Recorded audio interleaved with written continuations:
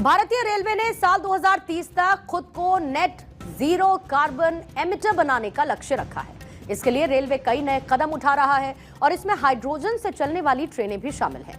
पहली hydrogen train अगले साल 2025 में शुरू हो सकती है। इससे पहले इस साल के आखिर तक इसकी टेस्टिंग शुरू हो जाए। अब तक आपने बिजली और डीजल से चलने वाली ट्रेनें देखी होंगी या उसमें ट्रैवल किया होगा।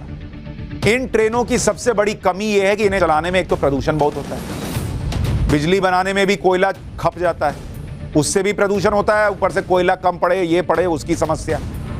लेकिन हाइड्रोजन ट्रेन में ऐसा कुछ नहीं होगा। इस ट्रेन में हाइड्रोजन भरिए और काम पर चलिए। हाइड्रोजन क्या? हाइड्रोजन पढ़ते ना, H2O, हाइड्रोजन ऑक्सीजन, वही हाइड्रोजन। आप में से कुछ लोगों के मन में सवाल आ सकता है कि इसमें क्या खास बात हो गई भाई।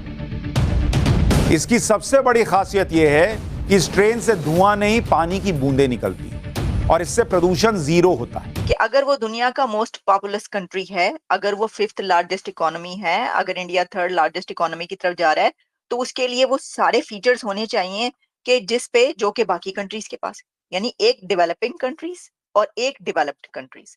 तो जो डेवलप्ड कंट्रीज जैसे कि इंडिया है और ऐसे बहुत सारे कंट्रीज इतनी पॉपुलेशन है, उनको डेवलपिंग से डेवलप्ड की तरफ जाते हुए बड़ा एफर्ट करनी पड़ती है। तो इंडिया ये नहीं होगा कि लोग उसे ये कह सकें कि देखो तुम हो तो 5th लार्जेस्ट इकोनॉमी या तुम हो तो तीसरी बड़ी इकोनॉमी, लेकिन तुम्हारे मुल्क में ये नहीं है। देखो अमेरिका में तो ये है, देखो यूरोप में तो ये, लेकिन तुम्हारे कंट्री में ये तो नहीं। लोग बुलेट ट्रेन में फंसे थे, नरेंद्र मोदी अब उससे आगे का सोच रहे हैं। अब ये ट्रेन अगले साल से भारत में चलने वाली है। आपके सामने जो ये ट्रेन चलती दिख रही है, ये जर्मनी की हाइड्रोजन ट्रेन है, जिसे 4 साल के लंबे ट्रायल के बाद इस साल अगस्त में शुरू किया गया। इस ट्रेन को फ्रांस की एक कंपनी है एल्स्टॉम, इसने बनाया है। लेकिन अपने यहां स्वदेशी तकनीक से भारत के ही इंजीनियर इसे बनाने जा रहे हैं, जो अगले साल से भारत में भी हाइड्रोजन ट्रेन चलेगी। हाइड्रोजन ट्रेन एक बार में करीब 1000 किलोमीटर की दूरी भी तय करती है, यानी ये इलेक्ट्रिक ट्रेनों की तुलना में 10 गुना ज्यादा दूरी तय करती है। ये ट्रेन 140 किलोमीटर प्रति घंटा की स्पीड से दौड़ सकती है और इसमें ईंधन भरने में भी अधिक समय नहीं लगता। इसमें 20 मिनट में 18 घंटे की दूरी तय करने जितना ईंधन भर जाता है। हाइड्रोजन फ्यूल एक ऐसा ईंधन है जिसकी एनर्जी बाकी ईंधन की अपेक्षा ज्यादा होती है। 1 किलो हाइड्रोजन करीब 4.5 लीटर डीजल के बराबर है। सबसे खास बात है कि इस ट्रेन से बिल्कुल प्रदूषण नहीं होता, क्योंकि इसमें से धुएं की जगह H2O यानी पानी की बूंदें निकलती हैं। डीजल या इलेक्ट्रिक से चलने वाली ट्रेनों की तुलना में इसकी लागत भी बहुत कम आती है। इसके अलावा इस ट्रेन के रखरखाव यानी सर्विसिंग का खर्चा कम है। हाइड्रोजन ट्रेन एक बेहतरीन ड्राइविंग एक्सपीरियंस भी देती है, क्योंकि इसके चलने पर बहुत कम आवाज होती है, जबकि डीजल इंजन जो है बहुत आवाज करता है। बिजली से चलने वाली ट्रेनों की तरह इसके लिए अलग से वायरिंग पैनल की जरूरत नहीं है। इस ट्रेन की छत पर बड़े बड़े हाइड्रोजन सिलेंडर लगा दिए जाते हैं। ऐसे में पेट्रोल और डीजल की बढ़ती कीमतों के बीच इसे एक बेहतरीन विकल्प के तौर पर माना जाता है। अरे यहाँ पर तो बड़ी मुश्किल से मेट्रो चली थी, उसका भी खाना ख़राब हो गया। उसके बाद अब देखें जो हमारी ये ऑरेंज ट्रेन है कब तक साबित। असल में यहाँ पर ना कोई चीज़ ज़्यादा देर चलती नहीं, क्योंकि हम जो है ना लॉन्ग टर्म प्लान नहीं करते, वो लोग लॉन्ग टर्म चीज़ों को प्लान करते हैं, इसीलिए उनका हर सेक्टर जो है ना बेहतर होता जा रहा है। अब जो ये ट्रेन बन रही है, ये ट्रेन हमारी ओल्ड DEMU ट्रेन के प्लेटफॉर्म पर बन रही है। उसके जो कोचेस हैं उन कोचेस को एक तरह से रेट्रोफिटमेंट करा जा रहा है हाइड्रोजन फ्यूल सेल के द्वारा, और ये 2 कोचेस ऐसे होने वाले इस ट्रेन के अंदर जो कि मोटर कोच होंगे और hydrogen fuel cell motor coach इनको कहा जाएगा। इसके अलावा 8 कोच होंगे पैसेंजर्स के लिए, तो टोटल 10 कोच की ये ट्रेन होगी। यहाँ पर इन्नो रेल में जानकारी दी गई IDSO के द्वारा। अच्छा, मैं बहुत मुबारक हूँ इंडिया वालों को कि उनका रेलवे सिस्टम भी बाकी सारी चीज़ों की तरह बहुत आगे निकल गया है और अच्छी बात है, बहुत अच्छा काम कर रहे हैं वो लोग, कामयाब मुल्क बनने की तरफ जा रहे हैं। तो इंशाल्लाह एक वक्त आएगा कि पाकिस्तानीज़ भी इस तरह आगे आ जाएंगे। हाइड्रोजन से बने ईंधन से चलने वाली देश की पहली ट्रेन का डिजाइन पूरी तरह से तैयार हो गया है। नए साल के शुरुआती 3 महीनों में ही इस ट्रेन का फाइनल ट्रायल होने की उम्मीद है। पहली हाइड्रोजन ट्रेन हरियाणा के जींद और सोनीपत के बीच चलेगी। दिसंबर 2021 में हाइड्रोजन ट्रेन का डिजाइन तैयार किया गया था, तभी से इस पर काम चल रहा है। लखनऊ में RDSO के अंतर्राष्ट्रीय इनोवेटिव रेल एक्सपो में हाइड्रोजन ट्रेन के डिजाइन को प्रदर्शित किया गया है। यहाँ लोगों को इस ट्रेन की खूबियों के बारे में भी बताया जा रहा है। हाइड्रोजन ईंधन से चलने वाली ट्रेन की अधिकतम रफ्तार 110 किलोमीटर प्रति घंटा होगी।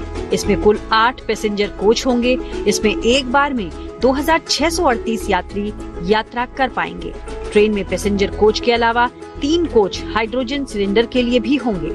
इसी में integrated fuel cell converter, battery, air reservoirs भी होगा। इस हाइड्रोजन पावर्ड ट्रेन में हाइड्रोजन सेल से बिजली बनती है, जिससे ट्रेन की मोटर चलती है। अब यहाँ पर इस तरीके की ट्रेन को चलाने के लिए जो पहले भी रूट फाइनल हुआ था, हरियाणा का जिंद सोनीपत, वही फाइनल है। और इस मॉडल के द्वारा भी ये दिखाया गया कि इन स्टेशन की यहाँ पर होल्डिंग लगाई गई है और सोनीपत के रूट को ही क्यों चुना गया। दोस्तों, इस रूट में हाइड्रोजन स्टोरेज स्टेशन बनाया गया है।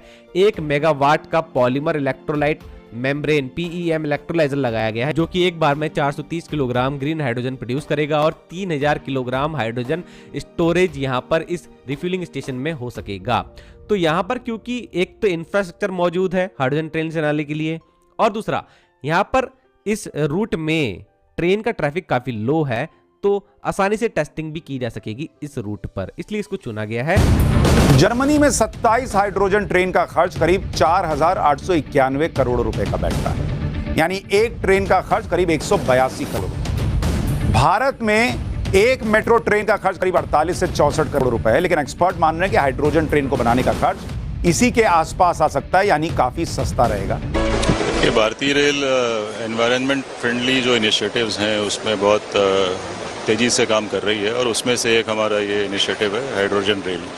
तो hydrogen as an alternative fuel, जो कि ग्रीन फ्यूल है, जो उसको देश विदेश में अब बहुत सारे लोग उसकी कोशिश कर रहे हैं कि इसको अपनाएं, और रोड ट्रांसपोर्ट सेक्टर में भारत में भी इसको सक्सेसफुली अभी अपनाया गया है। और रेल ट्रांसपोर्ट में अभी विश्व में कहीं सक्सेसफुली इसको बहुत ज़्यादा यूज़ नहीं किया गया है। तो ये हमारे लिए एक बहुत अभिनव प्रयास है, और हम बहुत एडवांस स्टेज में हैं अब ये इस टेक्नोलॉजी को लाने में, और शीघ्र ही हमें उम्मीद है कि हम इसको सक्सेसफुली इसका एक प्रोटोटाइप डेवलप कर लेंगे। आपने कोयले से चलने वाली, बिजली से चलने वाली और डीजल से चलने वाली ट्रेनों के बारे में तो सुना होगा, मगर पहली बार इंडिया में हाइड्रोजन ट्रेन जो है वो बनने जा रही है। इंडियन रेलवे तहलके पे तहलका मचा रही है, पहले वंदे भारत और अब हाइड्रोजन ट्रेन।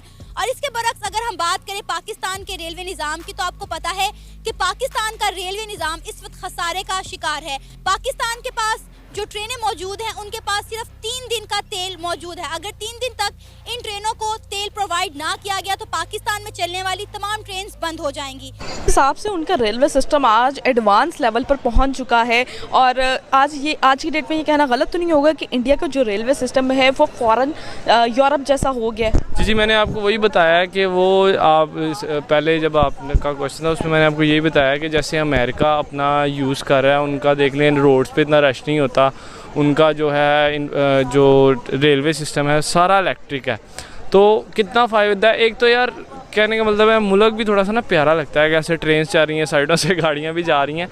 तो मेरे ख्याल से उनका प्लान भी ऐसा है, क्योंकि वो अमेरिका को भी इन फ्यूचर बीट कर देंगे इस चीज़ में, जिस तरह से उनकी इकॉनमी बढ़ रही है, जिस तरह से उनके प्लान्स एग्जीक्यूट हो रहे हैं ना। तो मैंने आपको वही कहा है कि अमेरिका को देखकर उन्होंने शुरू किया, और अमेरिका को बीट करना मेरा ख्याल है उनका टारगेट है, और वो कर भी देंगे, और हमें उनसे सीखना चाहिए। सही हो गया। वो हर चीज़ में वो एक डेवलप्ड कंट्री होने की तरफ जा रहे हैं, ठीक है, और हर चीज़ में वो आगे आगे निकल रहे हैं। उनकी टेक्नोलॉजीज़ एडवांस से एडवांस होती जा रही हैं, और काफ़ी वास्ट दौर के साथ साथ वो चल रहे हैं। तो बिल्कुल हम एक्सपेक्ट कर सकते हैं उनसे कि आगे आने वाले 2-3 सालों में वो इससे आगे भी चले जाएंगे, और यहाँ तक पहुँचे हैं तो आगे तक पहुँचने के लिए कोई बड़ी बात नहीं है, तो वो ईज़िली कर सकते हैं। बहुत अच्छी बात है, और इसी तरह से हर चीज़ में वो लोग आगे निकले तो अच्छी बात है। हमारा हमसाया मुल्क है, हमें खुशी है उनके लिए कि वो कामयाब हो रहे हैं।